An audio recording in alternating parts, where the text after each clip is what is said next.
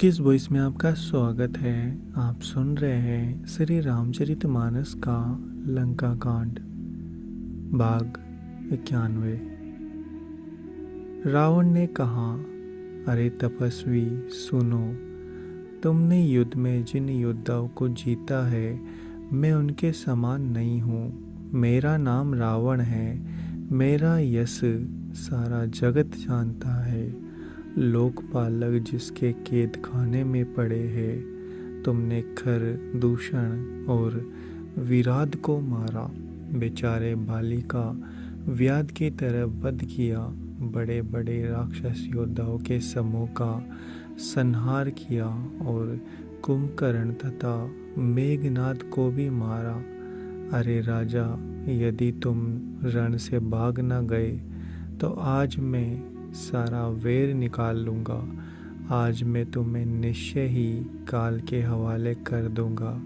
तुम कठिन रावण के पाले पड़े हो।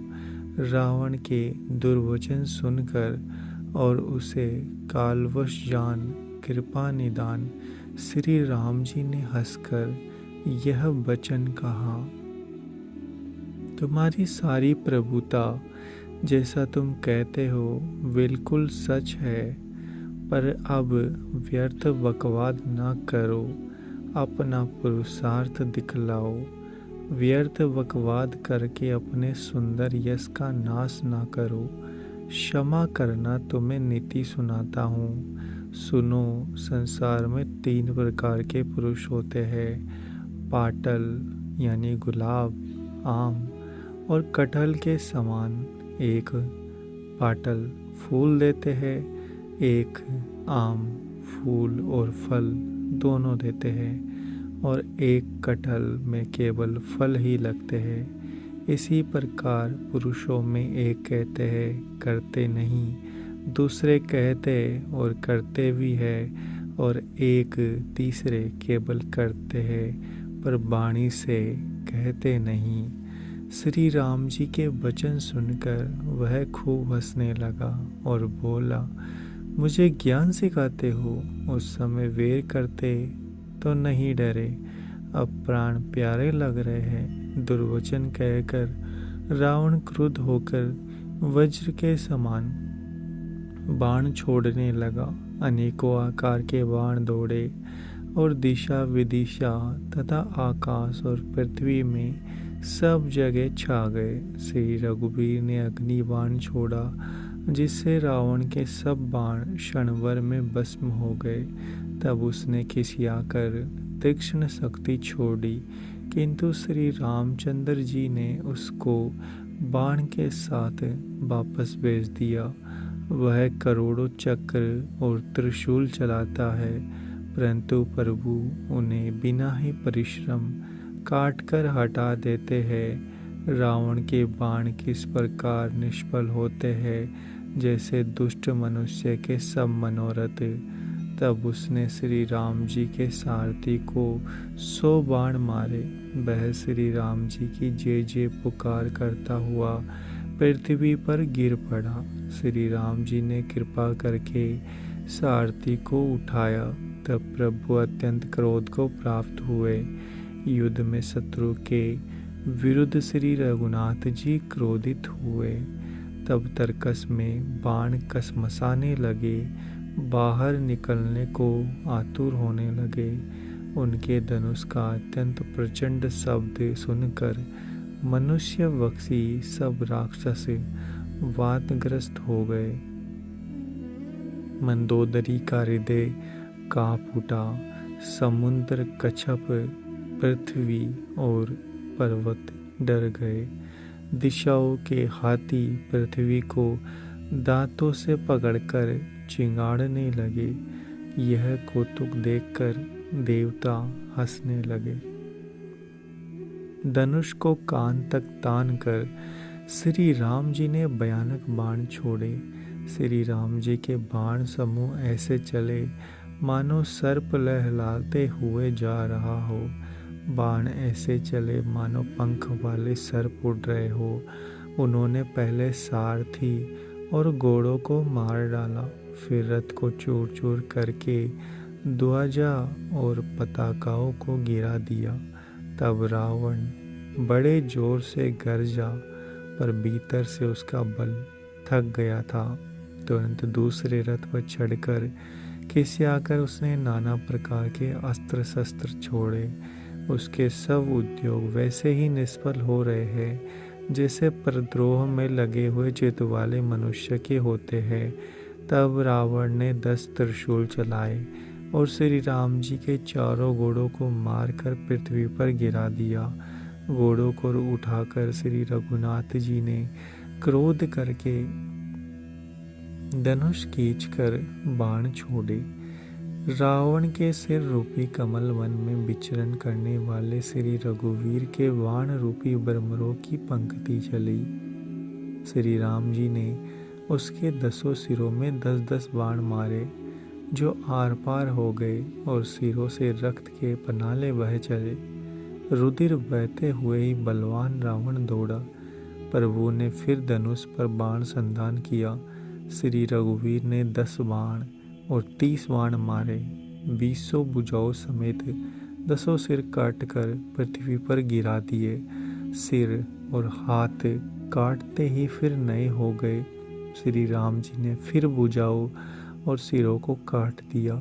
इस तरह प्रभु ने बहुत बार भुजाएं और सिर काटे, परंतु काटते ही वे तुरंत फिर नए हो गए। प्रभु बार बार उसकी भुजा सिरों को काट रहे हैं, क्योंकि कौशलपति श्री राम जी बड़े कौतुकी है। आकाश में सिर और बाहु ऐसे छा गए मानो असंख्य केतु और राहु हो, मानो अनेकों राहु और केतु रुधिर बहाते हुए आकाश मार्ग से दौड़ रहे हो। श्री रघुवीर के प्रचंड बाणों के बार बार लगने से वे पृथ्वी पर गिर नहीं पाते।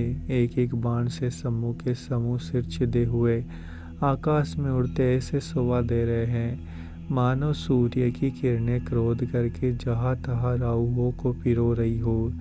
जैसे जैसे प्रभु उसके सिरों को काटते हैं, वैसे ही वैसे वे अपार होते जाते हैं। जैसे विषयों का सेवन करने से काम दिन प्रतिदिन नया नया बढ़ता जाता है। सिरों की बाढ़ देखकर रावण को अपना मरण भूल गया और बड़ा गहरा क्रोध हुआ। वह महान अभिमानी मूर्ख गरजा और 10 मनुष्यों को तान कर दौड़ा। रणभूमि में रावण ने क्रोध किया और बाण बरसाकर श्री रघुनाथ जी रथ को ढक लिया। एक दंड एक रथ दिखलाई ना पड़ा, मानो कोहरे में सूर्य छिप गया हो। जब देवताओं ने हाहाकार किया, तब प्रभु ने क्रोध करके धनुष चढ़ाया और शत्रु के बाणों को हटाकर उन्होंने शत्रु के सिर काटे और उनसे दिशा विदिशा आकाश और पृथ्वी सबको पाट दिया।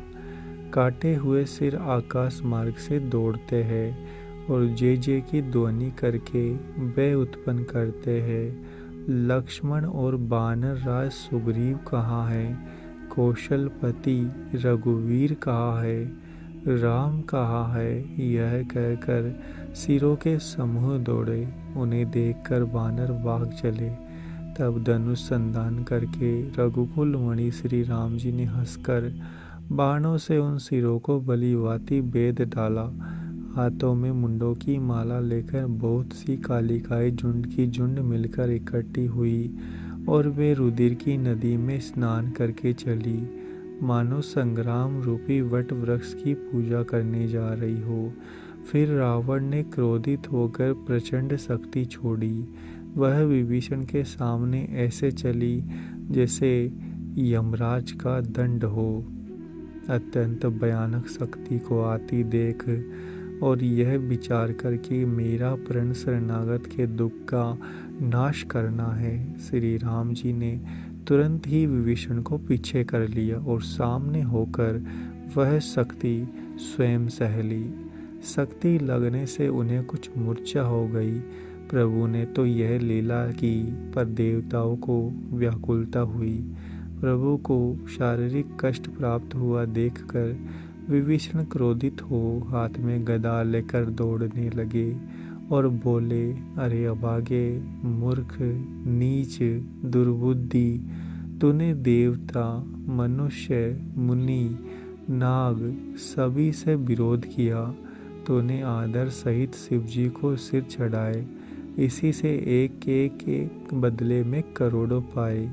उसी कारण से अरे दुष्ट, तू अभी तक बचा हुआ है, किंतु अब काल तेरे सिर पर नाच रहा है।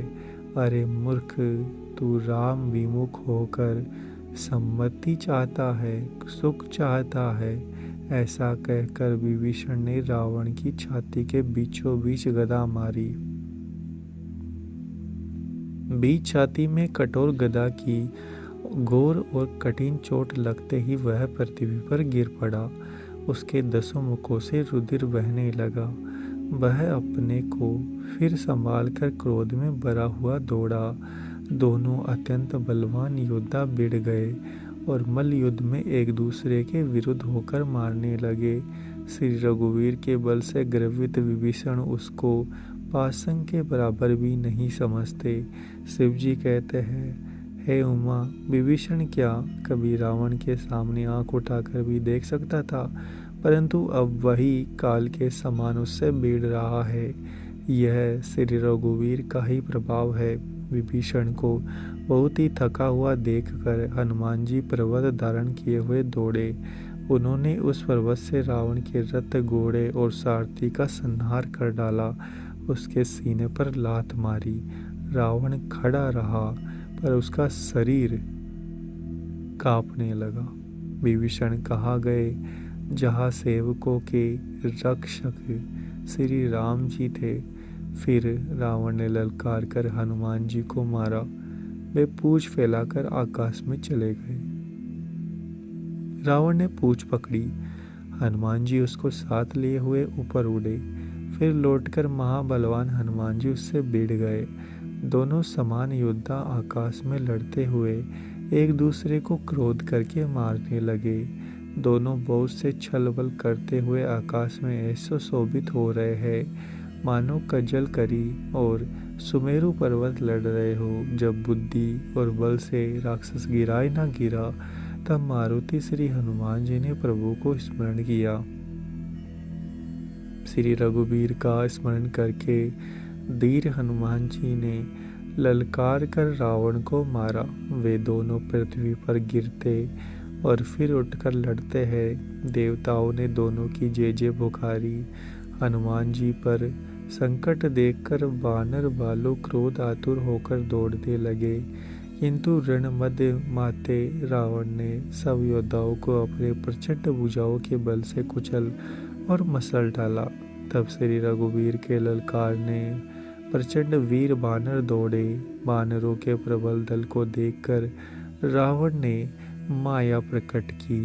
क्षण भर के लिए वह अदृश्य हो गया। फिर उस दुष्ट ने अनेकों रूप प्रकट किए। श्री रघुनाथ जी की सेना में जितने रीछ और बानर थे, उतने ही रावण जहाँ तहाँ प्रकट हो गए। बानरों ने अपरिमित रावण देखे। बालू और बानर सब जहाँ तहाँ भाग चले। बानर धीरज नहीं धरते।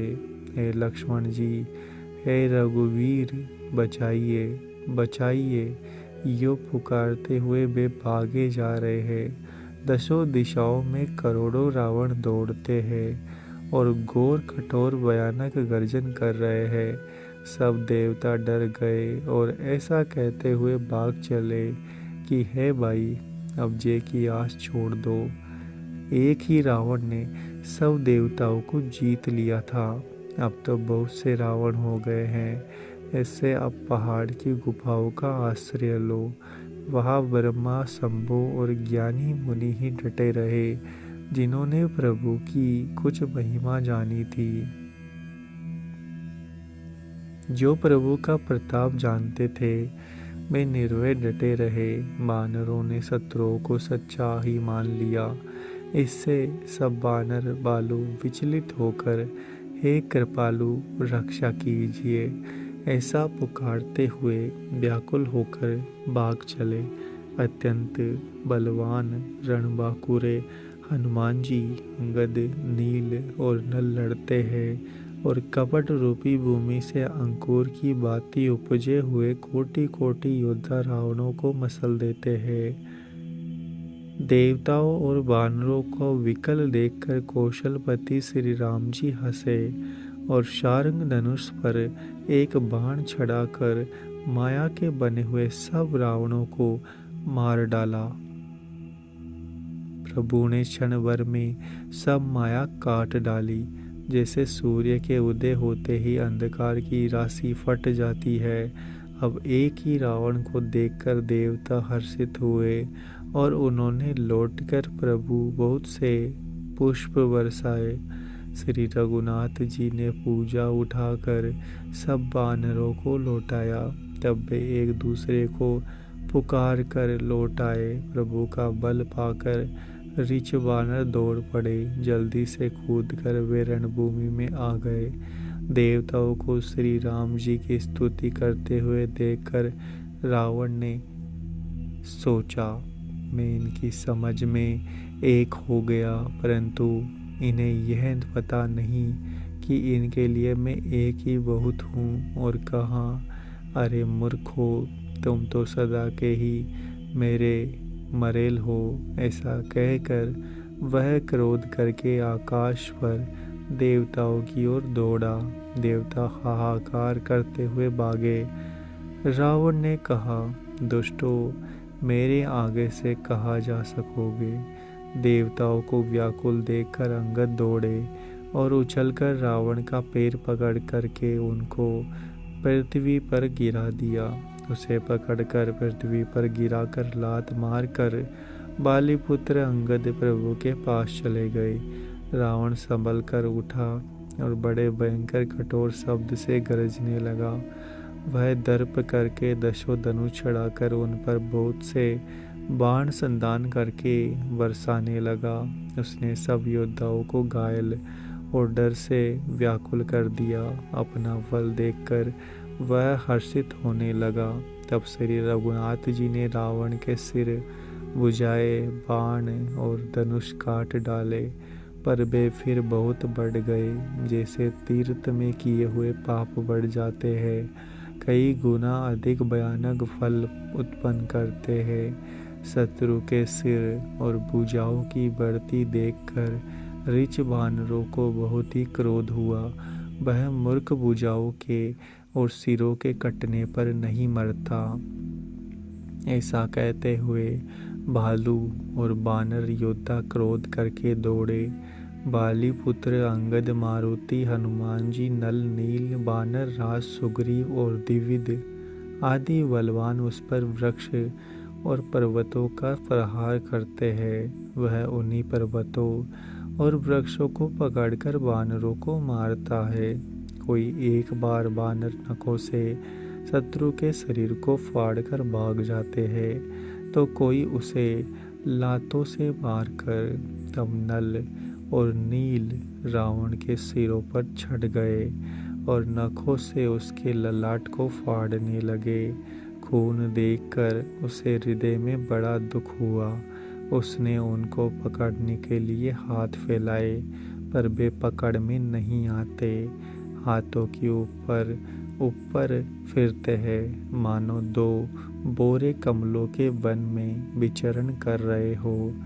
तब उसने क्रोध करके उछलकर दोनों को पकड़ लिया।